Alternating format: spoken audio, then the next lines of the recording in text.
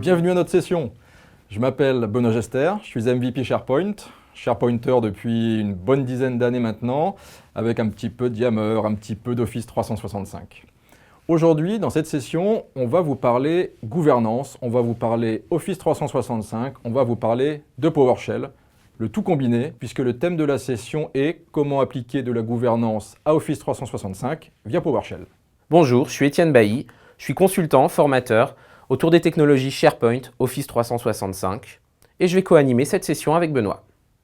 Alors, au programme de cette session, une introduction sur le sujet du jour, savoir de quoi on parle, pourquoi est-ce qu'on a besoin d'introduire de la gouvernance dans Office 365 et autres joyeusetés. Un point sur la problématique de gouvernance, qu'est-ce que la gouvernance? Ensuite, nous basculerons sur le centre de conformité d'Office 365, un élément qui a été ajouté depuis quelques mois maintenant dans le centre d'administration Office 365, et on y détaillera les différentes fonctionnalités qui peuvent vous aider à appliquer de la gouvernance. On enchaînera par un point sur OneDrive for Business, notamment les dernières annonces faites par Microsoft il y a quelques semaines sur les points régissant la gouvernance. Nous enchaînerons par un exemple de stratégie possible via PowerShell. Et nous finirons par le point d'orgue de cette présentation, j'ai nommé la démo. Tout d'abord, les espaces de stockage se multiplient. On parle de groupe Office 365, SharePoint Online, OneDrive for Business, Yammer. Et le problème, ou plutôt les problèmes, c'est que de multiples solutions amènent plus ou moins forcément à de multiples problèmes potentiels. Des stockages de fichiers hétéroclites et pas forcément maîtrisés par les utilisateurs, ou pas du tout maîtrisés par les utilisateurs, et également une méconnaissance des impacts, que ce soit au niveau utilisateur ou administrateur. Si on prend l'exemple des groupes Office 365, ce que vous savez peut-être pas forcément, c'est que derrière, ça crée des collections de sites cachés, c'est-à-dire que si un utilisateur crée un groupe qui s'appelle Finance, si vous essayez derrière, dans le centre d'administration SharePoint, de créer une collection de sites qui s'appelle Finance, ça ne fonctionnera pas. Et pourtant, dans l'interface, vous ne la voyez pas parce qu'elle est masquée. Donc ça peut poser des problèmes à ce niveau. La solution, c'est tout bêtement, entre guillemets, de mettre en place ou d'améliorer votre gouvernance documentaire. Comment? Alors il y a de multiples solutions, je vous en présente quelques-unes. La première, c'est l'utilisation de métadonnées d'entreprise. Donc en uniformisant l'utilisation de ces métadonnées, ce qu'on appelle la taxonomie, en forçant leur utilisation ou encore en améliorant l'expérience de recherche. Étienne vous fera une démo à ce sujet un peu plus tard dans la session. La gestion des accès, ça peut paraître évident, mais c'est pas forcément toujours en place. Donc qui accède au contenu et pourquoi cette personne accède au contenu? Quelles fonctionnalités vous avez besoin ou envie de laisser aux utilisateurs? Donc quelles fonctionnalités et pour qui? Le but de tout ça, c'est d'avoir une gouvernance claire et précise sur votre contenu, que vous sachiez déterminer facilement qui publie du contenu et où. Alors pourquoi PowerShell? Tout simplement parce que PowerShell, c'est la solution, là en majuscule, parce que PowerShell love SharePoint, love les documents. PowerShell, c'est simple à écrire, c'est très simple à écrire avec un peu d'expérience, quasiment tout le monde connaît. Et même si vous ne connaissez pas, votre moteur de recherche préféré vous apportera, je pense, toutes les solutions à vos problèmes. Et par ailleurs, PowerShell, c'est un langage qu'il est facile d'adapter aux exigences parfois changeantes, très changeantes, de vos clients préférés. La problématique de gouvernance. Il est vrai que dans Office 365, on a beaucoup d'outils à disposition. Pour nos utilisateurs, on a du OneDrive for Business, on a du SharePoint Online, on a du Yammer. Et puis, depuis un petit peu plus récemment, on a également les groupes Office 365 qui amènent un quatrième espace de stockage. Si on ne prend en considération que l'aspect documentaire, stockage de données, on va pouvoir stocker des documents dans OneDrive, dans SharePoint Online, dans Yammer et dans les groupes Office 365. Résultat, pour notre utilisateur, incompréhension, il va pas forcément trop savoir où stocker ses fichiers, il va pas forcément trop savoir dans quel cas utiliser quel outil, donc potentiellement il peut être perdu. Et puis côté administrateur, même problématique, comment lui il va pouvoir imposer une cohérence, comment il va pouvoir surveiller, superviser les problématiques de volumétrie, de qui a le droit d'accéder à quoi, qui a le droit de créer des sites SharePoint, qui a le droit de créer des groupes Office 365, comment surveiller la volumétrie de mes fichiers, tout un tas de problématiques qui vont intéresser l'administrateur. Donc à ce moment-là, on va parler de gouvernance, il va falloir poser des règles et décider de quel outil est utilisé dans quel cas, qu'est-ce qu'on bride, qu'est-ce qui est open bar, comment on s'en sort. Alors, on passe au centre de conformité d'Office 365. Alors, ce centre de conformité a été déployé dans les tenants il y a quelques mois maintenant, et il permet à un administrateur donc global de votre tenant Office 365 de gérer alors la conformité en majuscule entre Office 365, Exchange Online et SharePoint Online. Le but de ce centre, c'est de consolider la conformité cross-services. Ce que je veux dire par là, c'est qu'il y a certaines fonctionnalités liées à cette conformité qui sont actuellement un peu planquées dans la partie Exchange. À terme, ce sera déplacé dans ce centre de conformité. Donc c'est une fonctionnalité qui est encore assez jeune, mais qui va être amenée à évoluer dans les mois qui viennent. Et donc à terme, ce centre de conformité gérera toutes les fonctionnalités, ou en grande partie, les fonctionnalités Office 365 qui sont liées à la conformité. Alors ces fonctionnalités, quelles sont-elles? Donc une partie liée à l'archivage, la gestion des appareils, donc c'est le MDM, le Mobile Device Management qu'on verra dans quelques slides. La découverte électronique en français, donc c'est le e-discovery, vous connaissez peut-être le terme en anglais. Les paramètres liés à la rétention, l'importation de données et enfin la gestion des autorisations. Alors ce centre de conformité, comment on y accède? Tout simplement, dans votre centre d'administration Office 365 de votre tenant, vous cliquez sur Compliance en anglais. Même si j'ai passé mon interface en français, il m'affiche encore le lien en anglais. Bon, c'est pas bien grave. Et vous accédez donc à la partie centre de conformité avec tous les liens dans la partie de gauche que je vous ai cité. Donc pour l'instant, c'est encore assez vide, mais donc comme je le disais au début, ça va se remplir au fur et à mesure des mois qui viennent. Donc mais encore, comme je l'ai dit, c'est un centre en permanente évolution, avec des fonctionnalités déjà annoncées. Donc vous avez un lien très utile qui s'appelle la roadmap Office 365, où Microsoft en fait vous présente toutes les fonctionnalités déjà released, celles qui sont en train d'être développées, celles qui sont en train d'être déployées. Et si vous recherchez le terme Compliance Center, vous voyez qu'il y a différentes fonctionnalités. Donc la released, c'est le centre de conformité lui-même. Celle qui a été lancée, alors c'est une fonctionnalité de recherche. Et ce qui nous intéresse ici, ce sont les trois qui sont en développement. Alors ces fonctionnalités, c'est tout d'abord un rôle d'administrateur de la conformité. Ça permettra d'assigner à des utilisateurs, de leur assigner un accès à ce centre de conformité pour qu'ils puissent gérer toutes les fonctionnalités qui sont liées à cette conformité. Alors je dis beaucoup le terme de conformité, mais j'ai pas trop le choix dans ce cas. Ensuite, tout ce qui est donc la deuxième fonctionnalité qui est en développement, c'est la conformité qui sont liées au groupe Office 365. Donc les groupes Office 365, c'est un sujet qui est relativement à la mode en ce moment. Donc on va voir ce que Microsoft va nous proposer. Et enfin, donc, je présenterai deux slides à ce sujet, les rapports d'activité utilisateurs et administrateurs. Des commandes PowerShell, parce que le thème de la session c'est comme la gestion via PowerShell. Il y a tout un tas de commandelets pour ce centre de conformité. Je vous ai mis le lien juste en dessous. On va passer au MDM. Donc en français c'est la gestion des périphériques dans le centre de conformité.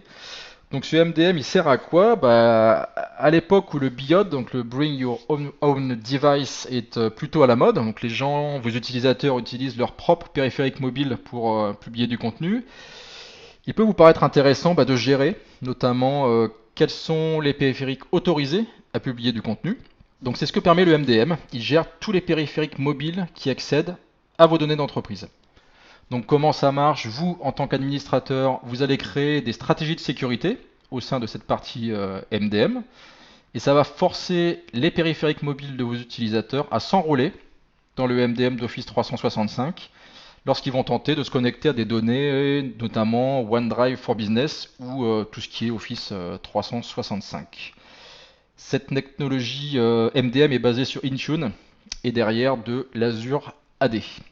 Le but de ce MDM, c'est respecter la politique de sécurité de votre entreprise et également de séparer les données personnelles qui sont sur le périphérique des données professionnelles. Je vous en reparle juste après. Le fonctionnement. Donc en tant qu'admin, vous allez créer des conditions d'accès. Ça veut dire que vous allez déterminer quels périphériques vont pouvoir accéder aux emails et aux documents de votre entreprise. Voici un screenshot. Donc par exemple, vous pouvez exiger un mot de passe qui soit de minimum 4 caractères. Et alors on ne le voit pas bien, mais en bas de l'écran, en fait, ça empêche les périphériques jailbreakés de se connecter à vos données d'entreprise. C'est quelque chose que vous pouvez faire via cette interface. Une fois que vous avez déterminé les conditions d'accès, on passe à la configuration, c'est-à-dire les blocages que vous souhaitez appliquer au périphérique. Notamment ici, vous pouvez bloquer la sauvegarde vers le cloud ou encore bloquer les captures d'écran.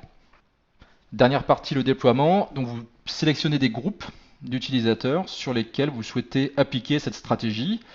Donc là, j'ai créé un groupe qui s'appelle AZIP, sur lequel je vais appliquer ces paramètres de blocage.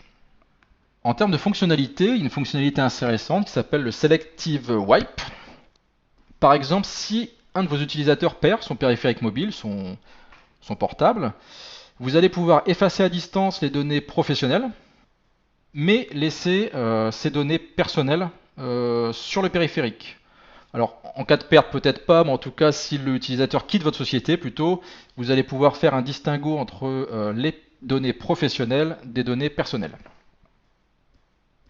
Voilà. Donc ça, c'est un screenshot. Si vous effacez donc ces données professionnelles à distance et que votre utilisateur tente de se connecter à OneDrive for Business, par exemple, il va recevoir une alerte comme quoi l'administrateur du tenant a supprimé les données de OneDrive for Business, donc il ne peut plus y accéder. Et enfin, des fonctionnalités de reporting. Et tout ça, bien sûr, est configurable via PowerShell. On passe donc à une fonctionnalité qui est actuellement encore en développement. Si on regarde la roadmap Office 365, c'est la fonctionnalité d'audit. Alors avec cet audit, donc vous pourrez y accéder via le centre de conformité d'Office 365. Il va vous présenter donc l'activité des utilisateurs ainsi que l'activité des administrateurs à la fois dans SharePoint Online et dans OneDrive for Business. Le fonctionnement, c'est la possibilité de monitorer les activités effectuées donc par les utilisateurs et les admins. Par exemple, quels sont les ordinateurs qui tentent de synchroniser avec OneDrive for Business, ou encore qui a consulté ou visualisé des fichiers. Et pour chacune des actions, vous aurez l'adresse IP de l'utilisateur, l'action qu'il a tenté d'effectuer ou effectuer, la date à laquelle ça s'est passé, etc. Avec bien sûr des possibilités d'export vers Excel. Tout ça sera configurable via PowerShell, comme annoncé. Et coming soon, parce que donc c'est pas encore déployé, Microsoft n'a pas dévoilé de date précise pour le rollout de cette fonctionnalité d'audit. Alors voici un screenshot qui est extrait d'une vidéo de présentation de chez Microsoft. Donc on y voit l'interface d'administration de ces rapports Office 365. Donc vous voyez en haut à gauche que vous pouvez sélectionner un intervalle de date. Dans la liste déroulante du milieu, vous sélectionnez par exemple, vous avez les fichiers copiés tout en haut, ou encore des fichiers ou des répertoires partagés. Et ce que j'ai surligné, ce sont des ordinateurs qui sont bloqués pour la synchronisation de fichiers. Donc pour cette action, on voit la liste des utilisateurs en bas du screenshot, avec l'adresse IP et la date à laquelle le blocage s'est produit. Donc c'est une fonctionnalité très intéressante et qu'on attend impatiemment. On passe au DLP. Donc le DLP, c'est Data Loss Prevention. C'est la possibilité pour vous de monitorer le contenu à risque. Donc d'identifier et de monitorer le contenu à risque. Par exemple, les documents qui comportent des numéros de carte de crédit, des numéros de passeport, ce genre de choses. Et l'intérêt du DLP, c'est également de prendre des mesures si vous détectez du contenu à risque. Donc le fonctionnement, il paraît très simple. Vous créez des règles pour le contenu que vous souhaitez protéger. Vous sélectionnez l'emplacement, donc SharePoint Online ou OneDrive for Business, et vous décidez d'une action à appliquer si un document ne respecte pas la règle en place. Donc par exemple, vous pouvez bloquer l'accès au contenu, sauf pour le propriétaire du site. Vous pouvez envoyer une notification, donc à la fois au propriétaire du contenu et au propriétaire du site, ou les deux. Ou également envoyer un rapport d'incident à un administrateur, donc pour signaler qu'un document, par exemple, ne respecte pas les règles. Tout ça, comme les autres fonctionnalités, seront configurables via PowerShell et également coming soon, puisque nous n'avons pas de date pour le rollout. Alors tout ce que je peux vous présenter, c'est encore un screenshot extrait d'une présentation de Microsoft. Donc vous voyez à gauche qu'il y a, donc c'est pas le menu actuel, puisqu'on voit qu'il y a un lien pour les rapports et un lien pour le DLP. Donc on y voit un ensemble de règles qui ont été créées donc pour protéger le contenu sensible. Quand vous êtes ici dans votre bibliothèque OneDrive for Business, vous voyez des icônes. Donc là, le document que j'ai surligné, enfin que la personne de Microsoft a surligné, comporte un petit point d'exclamation. Si vous cliquez sur ce point d'exclamation, vous avez une pop-up qui s'ouvre et qui vous présente les irrégularités que comporte ce document. Donc par exemple ici, on voit que l'élément est partagé avec des personnes externes à votre société, ou encore que ce document contient des données sensibles, comme alors c'est un numéro de sécurité sociale canadienne. Donc là, très facilement, d'un premier coup d'œil, vous pouvez détecter et voir qu'il y a des documents qui ne respectent pas vos règles. Autre possibilité pour le DLP, c'est de consulter des rapports. Donc là, vous voyez deux courbes. La courbe en bleu, c'est pour SharePoint Online. La courbe en orange, c'est pour OneDrive for Business. Donc là encore, très facilement, vous pouvez voir quels sont, le nombre de documents qui peuvent vous poser problème. Donc si vous consultez la roadmap Office 365, vous voyez qu'il y a trois fonctionnalités liées au DLP qui sont en cours de développement. Et je vais conclure ce chapitre par le Office 365 Management Activity API. Donc le but de cette API, c'est de donner de la visibilité aux utilisateurs et aux administrateurs sur l'activité du tenant. Donc pour le moment, ça gère 150 types de transactions, mais Microsoft a déjà annoncé qu'il y aurait beaucoup plus, ou en tout cas plus de types de transactions qui seront gérées. Ça va vous permettre d'accéder à des logs d'activité unifiés, donc SharePoint Online, Exchange Online, Azure AD, et surtout avec un schéma de données unifié. Ça veut dire que tous ces rapports, ils auront les mêmes colonnes, tout simplement. Donc votre tenant, le nom du tenant, le service, l'utilisateur, l'action, l'adresse IP, etc. Et surtout, c'est ouvert aux partenaires, donc aux ISV. Il y a déjà plusieurs partenaires qui se sont montrés intéressés par cette API et qui ont décidé d'investir dessus, donc de proposer des solutions qui seront liées à leurs produits. Alors je ne vais pas les citer, mais il y en a déjà quelques-uns qui sont annoncés. Donc une nouvelle fois, coming soon, pas de date annoncée, donc ça va venir dans les mois qui viennent. On passe à OneDrive for Business. Alors, tout d'abord, une présentation de OneDrive versus OneDrive for Business. Donc j'ai eu l'occasion au début d'année d'animer une session sur ce sujet, et je me suis aperçu qu'il y avait vraiment un gros amalgame entre ce qui est OneDrive et OneDrive for Business. Donc je me permets de vous rafraîchir la mémoire. Donc OneDrive, c'est un client grand public qui permet de synchroniser des documents ou des vidéos dans le cloud, et dans la limite de 15 Go pour la version gratuite. Et ces données se synchronisent via un dossier qui s'appelle OneDrive, qui sera créé sur votre poste. De son côté, OneDrive for Business, donc ma phrase fétiche que j'ai dû répéter 5 fois lors de cette session, c'est que ça n'a absolument rien à voir avec OneDrive. OneDrive for Business, ça permet de synchroniser également des documents et des vidéos, mais dans la limite de 1 Teraoctet, parce que là on parle de cloud, via un dossier qui s'appelle OneDrive Entreprise. Par ailleurs, ça vous permet également de synchroniser n'importe quelle bibliothèque SharePoint Online via un dossier qui s'appelle SharePoint. Le but ici, donc, c'est bien de faire le distinguo et surtout de s'apercevoir que OneDrive for Business, c'est 1 Teraoctet et bientôt de l'illimité qui a été annoncé par Microsoft, disponible aux utilisateurs. Alors les problèmes.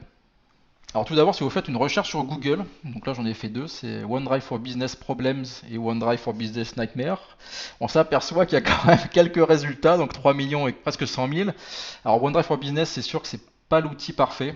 Ça fait des mois, pour pas dire des années, un an qu'on constate des soucis de synchronisation, mais on espère un jour que ça sera résolu. Mais le problème principal de OneDrive for Business que je vois moi, c'est un espace personnel important, très important pour les utilisateurs, parce que là on a 1 Teraoctet disponible par défaut, et surtout ça va occasionner probablement un manque de visibilité pour les admins, un manque de visibilité et de contrôle sur les données qui vont être synchronisées. Mais des fonctionnalités de contrôle existent. Alors, il y en avait déjà en place, de nouvelles fonctionnalités ont été annoncées il y a quelques semaines par Microsoft, Notamment, donc la première, c'est le blocage de la synchronisation sur des PC qui sont hors domaine. J'y reviens dans le slide suivant. On a ensuite le MDM que j'ai présenté tout à l'heure, la mise en place de quotas, le contrôle de partage vers un dossier Everyone, l'audit des actions effectuées sur les fichiers stockés dans OneDrive for Business, et bientôt des fonctionnalités supplémentaires. Donc là c'est un peu la nébuleuse, on ne sait pas encore, mais il y aura bientôt des choses nouvelles. On commence par le blocage de la synchronisation. Alors ça c'est une nouvelle fonctionnalité. Le principe c'est quoi? C'est de n'autoriser la synchronisation que pour des PC qui sont rattachés à un ou plusieurs domaines définis. Le but c'est quoi? C'est qu'une personne qui rentre chez lui ne puisse pas synchroniser des données donc hors de l'entreprise, qui soient obligatoirement sur site pour pouvoir synchroniser. Le fonctionnement est assez simple, donc ça sera disponible pour les administrateurs globaux du tenant, et que donc toute synchronisation depuis un client qui utilise un PC hors domaine sera bloquée, tout simplement. Mais les fichiers qui ont été synchronisés auparavant seront quand même conservés sur l'ordinateur du client. Et à noter que les clients OneDrive qui sont inférieurs à la version que j'ai indiquée, là, 46.93.1000, ne pourront plus synchroniser suite à la mise en place de ce blocage. Donc ça, c'est un screenshot de ce qui se passe quand vous bloquez, donc quand vous mettez en place ce blocage et qu'un utilisateur tente de synchroniser depuis chez lui, par exemple. Quand il clique sur Sync dans une bibliothèque, et bien tout simplement, OneDrive for Business lui dit qu'il ne peut pas synchroniser cette bibliothèque, tout simplement. Puisqu'on est ici pour parler de PowerShell, donc voici les commandes qui sont rattachées à ce blocage. Donc c'est une commande set SPO Tenancy Client Restriction, et vous indiquez le GUID de votre domaine AD, donc enfin le GUID ou les GUID de vos domaines AD. Et pour récupérer ce GUID, j'ai indiqué la commande juste en dessous, donc c'est assez simple. Vous avez juste une petite boucle for each à faire pour récupérer tous les ID de vos domaines. Par ailleurs, vous avez un get pour récupérer les restrictions en place et l'instruction remove. On passe à la mise en place de quotas. Alors ça peut paraître un peu désuet comme opération, mais très utile. On en revient aux 1 teraoctets qui sont disponibles par défaut. Donc le but, c'est de limiter l'espace qui est utilisable par l'utilisateur. Peut-être que 300 ou 500 mégas suffisent, pas besoin de gigas, pardon, et non pas 1 tera. Et également de faire un ratio entre l'espace disponible dans le cloud versus le poste client. Je doute que vos postes clients soient dimensionnés pour synchroniser 1 teraoctet de données. Donc c'est peut-être plutôt pratique de restreindre ce quota. Donc si vous vous rendez dans votre OneDrive for Business préféré, vous voyez dans les storage metrics que vous avez donc 1 teraoctet de disponible.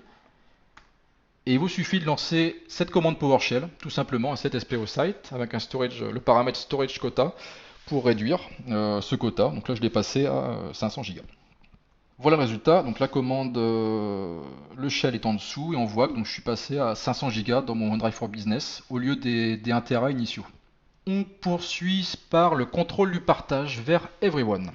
Quel est le contexte? C'est que par défaut, il y a un dossier qui s'appelle Shared with Everyone qui permet très facilement de déposer des dossiers à l'intérieur et de rendre disponibles ces fichiers à tout le monde.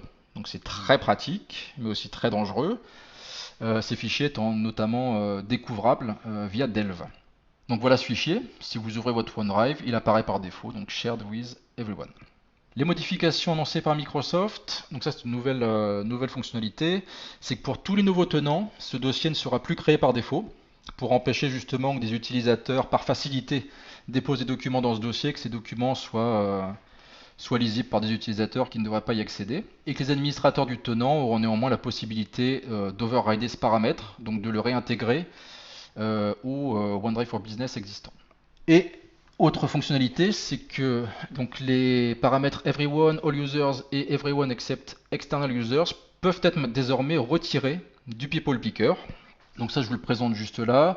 Vous allez dans votre bibliothèque SharePoint Online préférée, vous tapez Everyone et vous voyez qu'il y a ces deux paramètres qui apparaissent. Donc ça maintenant c'est retirable via PowerShell. Alors là vous allez me dire ok on est dans la partie OneDrive for Business et puis là il nous montre une bibliothèque SharePoint Online. Donc pourquoi? Tout simplement puisque les commandes PowerShell s'appliquent au niveau du tenant. Donc lorsque vous allez appliquer cette modification, ça va pas seulement s'appliquer à OneDrive for Business, mais à l'ensemble des sites SharePoint Online. Vous voyez que les commandes sont très simples. Donc là j'ai lancé par exemple la commande set SPO tenant en enlevant l'accès aux utilisateurs externes. Donc c'est très facile à mettre en place. Merci Benoît. Donc Benoît vient de vous présenter tout un ensemble d'un panel d'outils d'administrateurs, le centre de conformité, la gestion des périphériques mobiles, la prévention de perte de données, la maîtrise de OneDrive qui peut synchroniser ses données, il faut faire partie du domaine, pas mal de choses et on a beaucoup parlé de OneDrive. Là, dans cette partie-là, on va parler de stratégies qu'on peut mettre en place, des exemples de stratégies qu'on peut mettre en place avec des exemples spécifiques. Et avant d'attaquer l'exemple, je fais un petit rappel sur les groupes Office 365. On en a beaucoup parlé lors des dernières conférences, notamment Microsoft. Le schéma que vous avez devant les yeux est un schéma issu d'une présentation de Microsoft à la conférence iNight. Donc je me suis permis de leur emprunter. Il est très clair et ça ne nécessitait pas de refaire un nouveau schéma, là c'est très clair. Donc les groupes Office 365, c'est une nouvelle chose qui vient de se greffer à cet univers Office 365 et qui va se greffer de manière transverse à Outlook, partie messagerie, partie calendrier. Il va y avoir un espace de stockage dédié dans OneDrive, un espace de prise de notes OneNote, un espace de messagerie instantanée façon réseau social SharePoint, Yammer en plus. Et ces groupes sont transverses, reposent sur le squelette Azure AD. Et donc c'est très pratique parce que le squelette Azure Active Directory est transverse et peut être utilisé par tout le monde, notamment SharePoint. Donc on va pouvoir affecter des droits dans SharePoint Online en se branchant sur des groupes Office 365, de la même manière qu'on se brancherait sur des groupes de sécurité Active Directory ou Azure AD dans notre cas. Microsoft pousse à mort cet outil et il présente plein d'avantages, c'est très simple à utiliser. Très simple à utiliser. En 3 clics, on crée un groupe. C'est complètement transverse. Ça marche pour tout. On va pouvoir les utiliser dans n'importe quelle application existante. Et puis des applications vont venir qui existent déjà comme Delve, Yammer, qui ne les utilisent pas forcément à ce jour, vont pouvoir les utiliser aussi. Donc c'est complètement intégré à l'écosystème Office 365. Office 2016, Outlook 2016 gère les groupes Office 365, c'est complètement intégré. Et puis, autre avantage, on réussit à gérer donc les groupes Office 365 réussissent à gérer les agendas enfin de manière simple pour une population, là où SharePoint et SharePoint Online n'ont jamais réussi simplement à brancher des agendas simples sur des Outlook et ça a toujours été une galère monstre. Là, avec les groupes Office 365, 3 clics et c'est super, ça marche. Ça, c'est les avantages, ils sont indéniables. Cependant, il y a des inconvénients, et moi je pense qu'ils sont indéniables également. Tout d'abord, par défaut, tout le monde dans l'organisation va pouvoir créer, sans distinction, des groupes Office 365. Alors vous vous imaginez bien que ça peut se transformer en un grand n'importe quoi. Tiens, je vais créer un groupe pour organiser une réunion, la réunion de mardi 23. Je vais créer un groupe pour tel ou tel sujet, pour tel ou tel projet. Alors qu'il y avait peut-être des sites organisés pour la gestion des projets qui existaient déjà et on va faire des doublons. Donc un inconvénient majeur des groupes, c'est qu'on n'a pas une maîtrise absolue, en tout cas d'un point de vue administrateur, c'est encore difficile à maîtriser. Les groupes sont créés, on peut les voir en tant qu'admin, il n'y a pas encore de console qui permettent de bien les gouverner, on sait que ça va arriver dans la roadmap, mais pour le moment il n'y a rien. Et ça amène aussi de la confusion, ces groupes Office 365, parce que c'est un nouvel espace de stockage. Super, on avait déjà du Yammer, du SharePoint, du OneDrive, etc. On en a un autre avec un espace de stockage dans les groupes. C'est un nouvel espace de conversation. Donc, pour rappel, en microchat, instant blogging, etc., on avait déjà le flux d'actualité SharePoint Online, qui est délaissé clairement, toute la partie RSE, réseau social d'entreprise de SharePoint Online est clairement délaissée. Cependant, elle existe. On a du Yammer, et puis là, on va avoir en plus un nouvel espace de conversation pour échanger avec ses petits collègues. Bon, bah très bien, mais ça nous donne quand même de la confusion. Donc là, c'est des inconvénients qu'il faut mettre en avant, même si les avantages surplombent probablement les inconvénients, il faut quand même noter tous ces inconvénients. Ça, c'était la petite parenthèse groupe Office 365 pour parler de notre exemple. Donc, retour d'expérience terrain, donc pour la petite histoire, donc là c'est un cas concret, on a un client en début d'année qui a fait un pilote pour mettre en place Office 365, il migre toute sa messagerie, il migre ses intranets globalement, il n'a pas choisi une solution hybride, il avait un intranet assez peu conséquent pour pouvoir se permettre de tout migrer, Et en début d'année, il migre tous ses utilisateurs, suite à un pilote réussi, vers le cloud. Très bien. Il a mis en place toute une stratégie de gouvernance. Il y a des sites projets qui vont être structurés dans un intranet SharePoint Online. C'est structuré par silo, on a une collection de sites projets avec des sites projets, on sait qui maîtrise quoi, qui a accès à quoi, et les documents projets vont être échangés dans cet endroit, c'est structuré. Yammer, ça va être pour l'instant pour travailler de manière un peu plus rapide. Euh, mais on ne va pas utiliser Yammer comme un espace de stockage. En tout cas, c'est ce qu'a choisi mon client, hein. Je vous donne un cas concret, vous faites comme vous voulez. Mais SharePoint Online pour le contenu structuré, Yammer pour donner un petit peu plus de fluidité, et OneDrive for Business, ils ont opté pour l'utiliser plus à utilisage de l'utilisateur pour ses fichiers de travail, mais que les fichiers finaux n'ont pas vocation à rester dans du OneDrive for Business et doivent être publiés à terme dans des sites SharePoint Online, des sites projets. Très bien, on commence le déploiement, tout se passe bien, paf. Les groupes Office 365 arrivent en printemps avec toutes les fonctionnalités qu'on vient de décrire, et donc un nouvel espace de stockage sans gouvernance. Tout le monde peut créer des groupes, alors que dans les espaces SharePoint Online, on avait créé une gouvernance de community manager qui pouvait créer ou non des sites communautaires, des sites projets, tout était prévu. Là, on a un nouvel outil qui arrive, complètement transverse, on l'a vu, on l'a dit, c'est super, mais c'est aussi assez compliqué à gérer quand l'administrateur ne l'a pas prévu.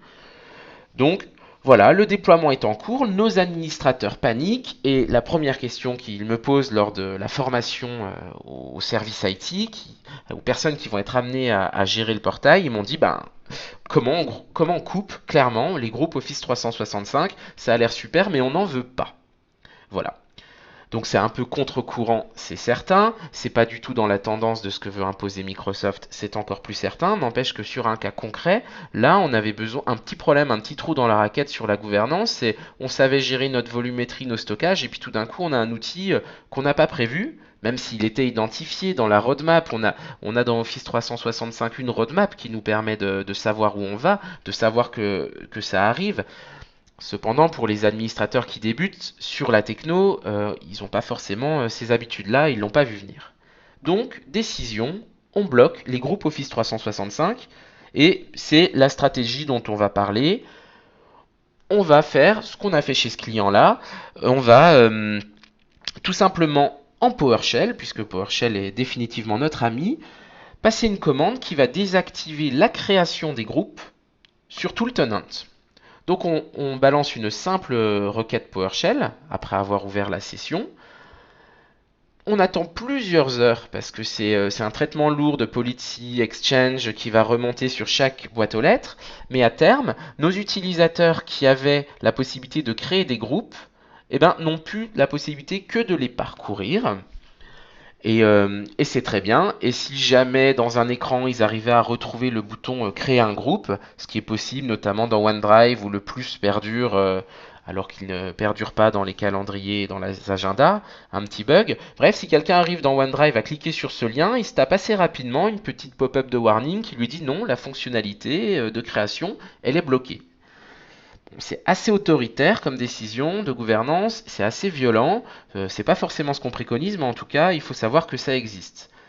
Et dans l'idée, ça a quand même des faiblesses. Les groupes Office 365, c'est vrai que c'est galère que tout le monde puisse les créer, ça peut l'être, mais par contre, c'est aussi dommage d'enlever complètement la fonctionnalité, parce qu'en faisant ça, vous interdisez également à vos administrateurs d'en créer, et qui plus est, vu qu'il y a un délai assez long de mise en place, soit pour l'activation, soit pour la désactivation, si vous rejouez le même script avec un $true, vous allez réactiver la création. C'est pas immédiat, donc vous pouvez pas dire je réactive et puis en tant qu'admin discretos, je crée les groupes qu'on m'a demandé de créer et je désactive. Vous pouvez le faire, mais il y a un délai beaucoup trop long pour pouvoir envisager ce genre de scénario. Donc première solution, on désactive globalement. C'est bien, mais on peut mieux faire. Deuxième approche, on va essayer de mettre un petit peu plus de finesse dans ce monde de brut, et on va se dire, bon, on va peut-être plutôt créer une stratégie, Exchange Online, sur nos mailbox, qu'on va appeler My New Policy, et sur cette stratégie, on va appliquer l'interdiction de créer les groupes Office 365. Et puis ensuite, On va aller choisir là où l'ensemble des boîtes aux lettres qui sont impactées, je sais pas, les utilisateurs qui ne sont pas VIP, qui ne sont pas admin, qui n'ont pas le droit de créer des groupes Office 365. Et puis vous allez appliquer cette policy sur la boîte aux lettres ou l'ensemble des boîtes aux lettres dans un script for each, etc., etc. Le principe est simple, on crée une policy et c'est sur cette policy qu'on va désactiver la création du groupe et non pas sur la politique globale qui va impacter toute la Terre entière. Résultat, vous avez créé cette policy. Si vous faites un petit get en poussant dans une grid view, vous voyez qu'on avait la policy par défaut, la default, et puis on a notre nouvelle. On est très content. On ne va pas toucher à celle par défaut, mais on va modifier plutôt la nouvelle. Et puis, une fois qu'on a joué notre petit script, quand on va récupérer le flag groupe création enabled, eh ben, il est à false sur ma policy, et puis sur la celle par défaut, il est à true. Donc ça, c'est pas mal. En tout cas, nous, c'est ce qu'on préconiserait. On a des utilisateurs qui vont avoir le choix, les administrateurs vont avoir le choix de quels utilisateurs pourront créer des groupes Office 365. Et puis pour tous les groupes qui sont créés, ben, tout le monde peut les utiliser librement et ça reste une fonctionnalité sympa. C'est dommage de la couper. Petit exemple du screenshot, à quoi ça ressemble pour deux utilisateurs. Donc on a un premier navigateur avec un utilisateur de connecté qui lui a les droits en création. Et puis on a un autre navigateur avec un autre utilisateur. Lui peut bien utiliser son groupe, mais il ne peut pas en créer. Voilà l'idée. Et voilà un exemple de stratégie qu'on peut mettre en place grâce à PowerShell et uniquement avec PowerShell à ce jour. On vient de voir comment mettre en place un exemple de stratégie autour de la gouvernance des groupes Office 365, qui peut les créer, qui peut ne pas les créer. C'est une chose. On peut envisager d'autres stratégies de gouvernance. En voilà une autre qui peut être en plus ou à côté, peu importe. Le constat est le suivant. Technologiquement, pour les SharePointers que nous sommes et que vous êtes peut-être, vous avez sûrement remarqué que tous les espaces de stockage de fichiers dans Office 365 sont et reposent, à l'exception d'Yammer, sont et reposent sur des bibliothèques de documents SharePoint.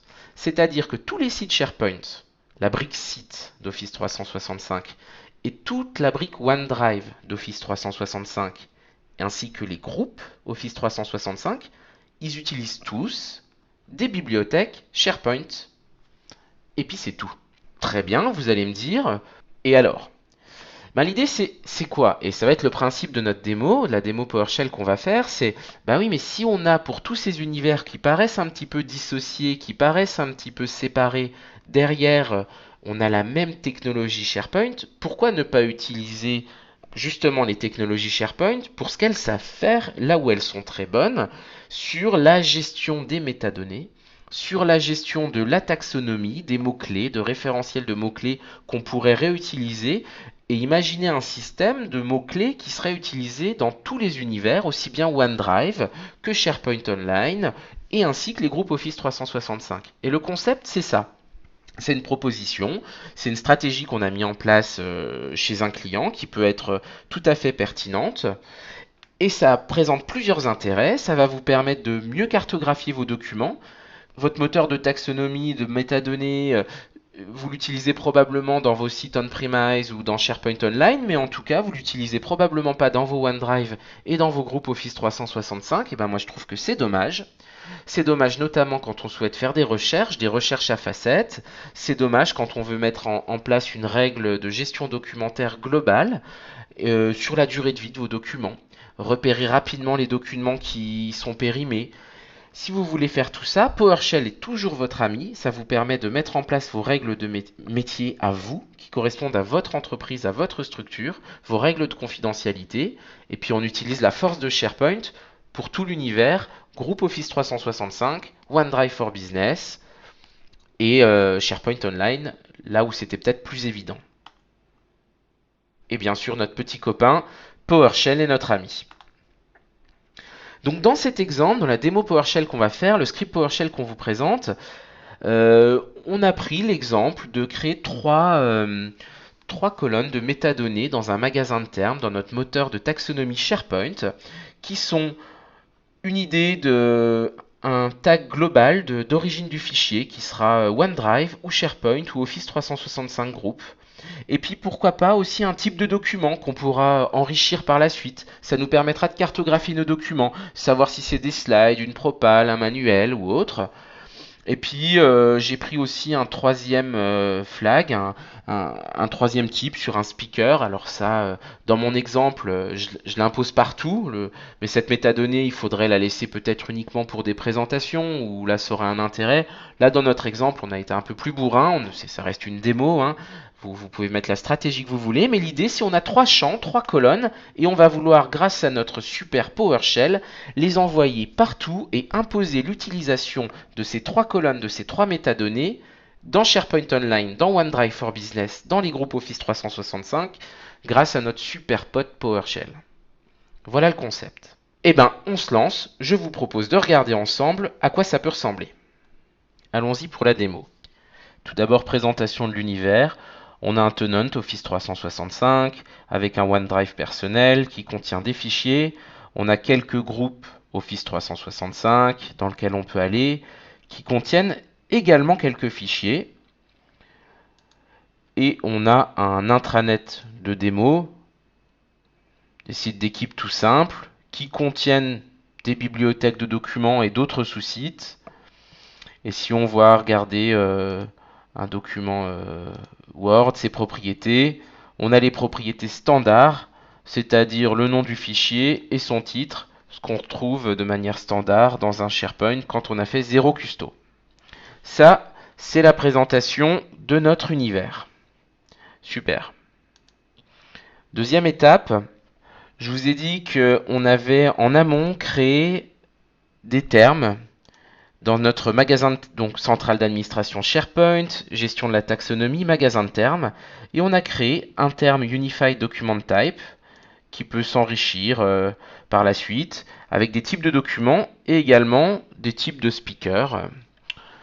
Ce que je vous disais, le speaker, on n'est pas obligé de la déployer globalement, mais par contre un type de document, ça peut être envoyé partout, c'est ce qu'on va faire. Et puis on a un petit peu travaillé en amont, on a customisé notre recherche, moteur de recherche, on a configuré le schéma de recherche pour pouvoir dire, s'il te plaît, prends en considération mes métadonnées et tu vas me créer des critères pour faire des facettes dans le moteur de recherche qui vont utiliser la colonne speaker, la commande document typology, l'origine du fichier et on va se baser là-dessus. Ça, c'est les prérequis, on a un univers, on a créé nos colonnes, on a du OneDrive, on a du Office 365, du SharePoint, nos 3 colonnes et elles sont indexées. Super. Pourquoi j'ai fait ça en amont et je vous le fais pas en live dans la démo? Puisqu'il faut un certain temps, plusieurs heures, 24 heures max, mais en général il faut quelques heures, pour que les nouvelles colonnes soient prises en compte et que le moteur de recherche les prenne en compte. Donc ça j'ai fait ça en amont. Alors on y va. Ensuite, notre fameux fichier, en amont notre fameux fichier script PowerShell. Quel est son principe?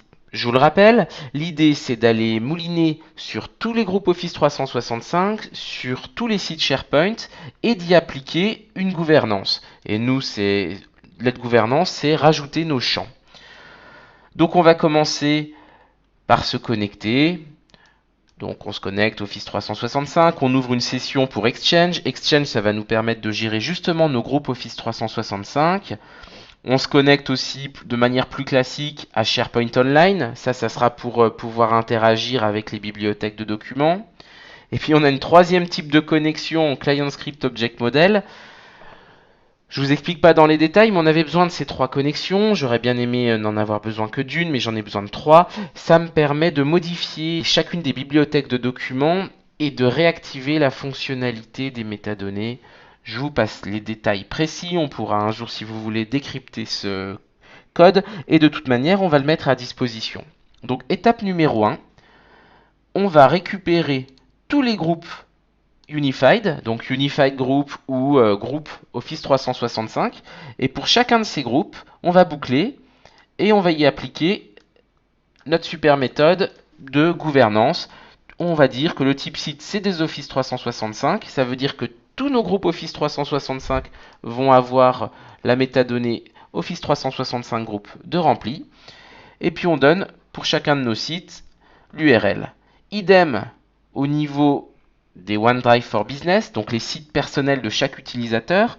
On va récupérer toutes les collections de sites et puis pour chacun des sites de la collection de sites, on va se connecter et puis au bout du compte, boum, on va appliquer la gouvernance sur tous nos sites OneDrive.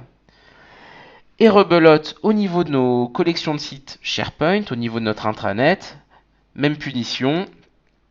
On va aller en variable globale, j'ai oublié de vous dire, on a deux variables globales, un pour le tenant, l'univers, et une deuxième variable globale qui est la liste de mes collections de sites sur lesquelles je souhaite interagir. J'aurais très bien pu laisser vide et dire que c'est pour toutes les collections de sites. Je trouvais intéressant de se dire qu'on appliquait la gouvernance que pour celle-ci ou celle-là. Là, en l'occurrence, je vais appliquer la gouvernance sur deux de nos collections de sites. Résultat des courses. On va boucler donc sur chacune de nos collections de sites déclarées en amont. Et puis, on y applique la gouvernance. Et puis, on va aller choper chacun des sous-sites. Et puis, récursivement, tac, tac, tac, tac, tac, tac, tac, on va appliquer la gouvernance. Et puis, cette gouvernance, donc, allons voir à quoi elle ressemble, cette méthode. C'est pas énorme, hein.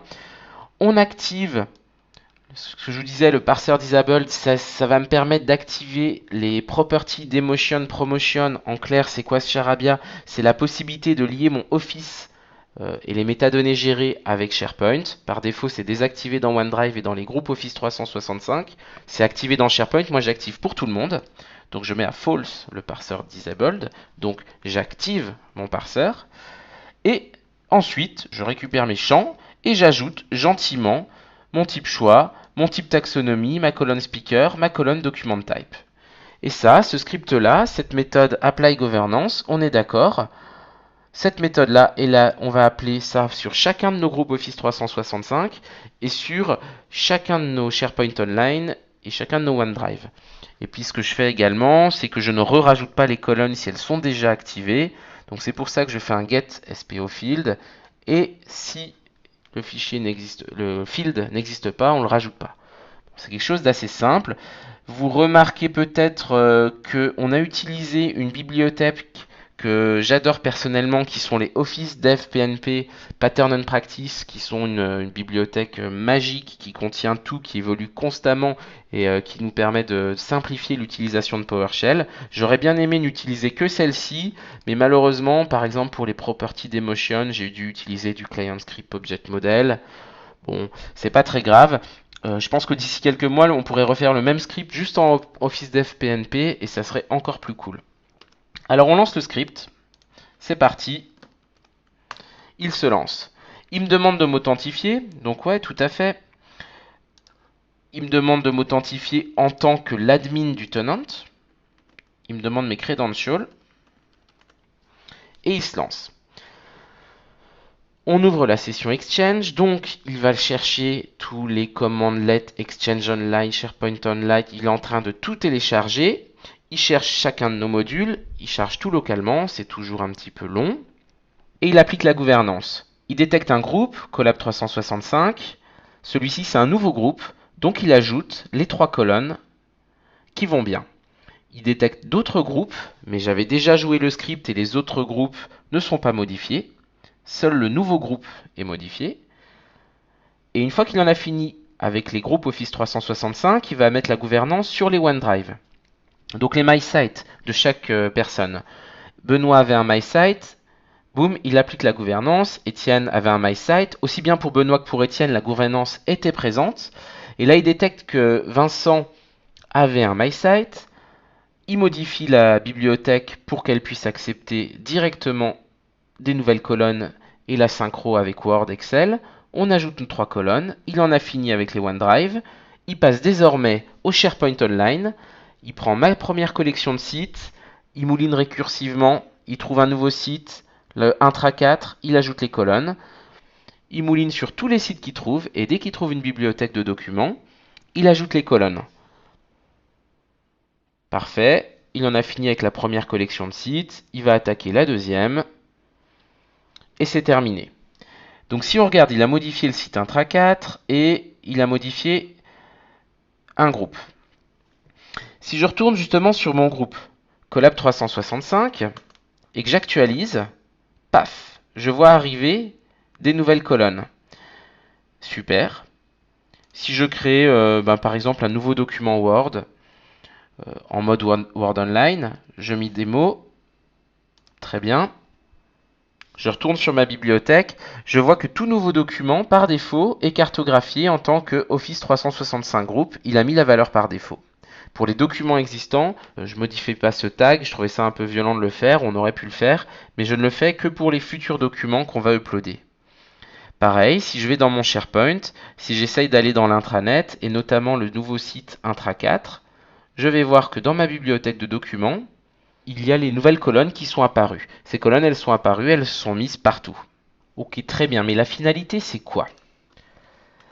La finalité, c'est que on va pouvoir avoir sur toutes nos bibliothèques de documents ces informations, et puis donner des informations donc complémentaires à chaque document, modifier les propriétés, et dire que tel document, ça devient du type slide and présentation, qu'il y a tel ou tel speaker qui sont intervenus, et puis l'origine du fichier, qu'il est situé dans un OneDrive initialement.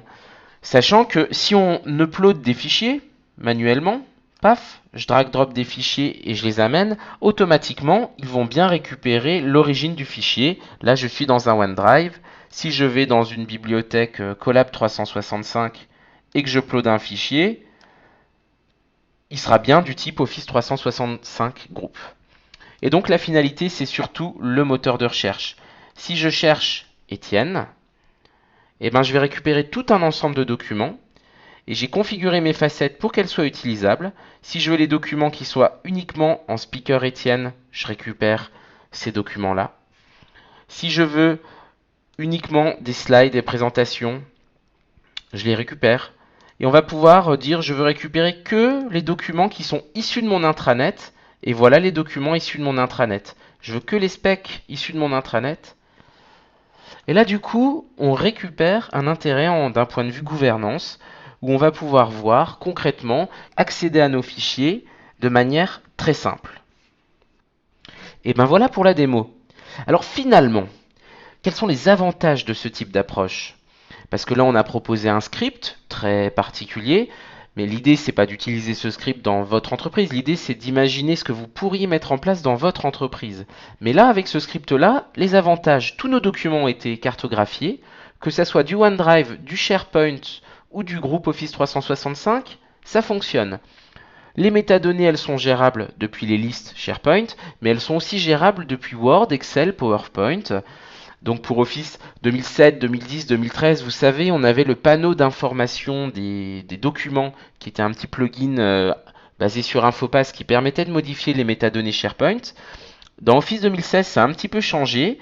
Ce panneau d'information a disparu avec Infopass, mais on peut toujours modifier les métadonnées SharePoint à partir des propriétés avancées du document. Donc là, je suis dans Word, je suis allé dans les propriétés avancées et vous voyez, j'ai mes 3 métadonnées que je peux modifier directement depuis Word, Excel ou PowerPoint. Et puis l'intérêt, mes documents, j'y accède plus facilement, je peux plus facilement les retrouver grâce au moteur de recherche. Donc ce script, il n'est pas utilisable comme ça, tel quel, c'est un petit prototype pour vous montrer ce qu'on peut faire. L'idée maintenant, c'est de réfléchir à vos métadonnées, vos règles, de quoi j'aurais besoin dans ma structure, peut-être limiter la durée de vie de mon document. Alors je vais ajouter une colonne Life Duration, peut-être que je vais mettre une typologie de document, que je vais reprendre ce concept. Et puis toujours vos scripts, il faut qu'ils soient... qu'on puisse les lancer plusieurs fois, de manière récurrente, de manière régulière. Là, mon script, on peut le lancer plusieurs fois par jour. Il va détecter les nouveaux groupes, les nouveaux sites, et il va modifier que les nouvelles bibliothèques. Il faut toujours avoir cette approche-là. Il ne faut pas avoir un truc avant, après. Il faut que vos scripts ils puissent se lancer régulièrement, et comme ça, vous appliquez régulièrement les nouvelles règles, les nouvelles colonnes, et tout ce que vous souhaitez mettre en place. Et puis si on veut aller plus loin, là je me suis cantonné à faire du SharePoint Online, Office 365 Group et OneDrive, mais on peut tout à fait imaginer d'unifier également ça avec vos solutions on-premise, surtout que la tendance est vraiment dans des fermes hybrides avec SharePoint 2016, un peu de on-prem, un peu de online.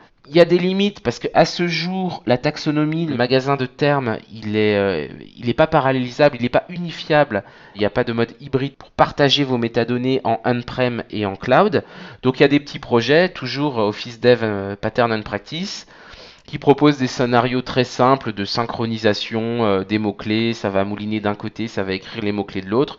C'est très basique, mais c'est très efficace. Ça répond aux besoins, et le besoin, c'est d'avoir un mot-clé qui soit valable partout, que je sois en on-premise, que je sois dans le cloud, et qui prend en compte les contraintes hybrides. Et les petits bémols, c'est Delve qui est l'outil qui va vous permettre de mettre en évidence les documents, qui est vraiment très utilisé en ce moment, n'utilise pas nos métadonnées. Donc il ne les utilise pas pour le moment. Est-ce que Microsoft va opter pour une stratégie et compléter Delve avec ses métadonnées ou pas? C'est à suivre. En tout cas, il faut rester honnête. Il y a des limites à cette solution car Delve n'utilise pas du tout les métadonnées SharePoint et ne les prend pas en considération. Il regarde quel est le type de fichier, Word, Excel, PowerPoint, mais il ne va pas nous dire, nous permettre de filtrer sur les specs fonctionnels comme on a pu le faire dans le moteur de recherche. Voilà, j'espère que la session vous a plu. On a été ravis de passer ce moment avec vous. Et on espère vous retrouver très bientôt pour de nouvelles aventures.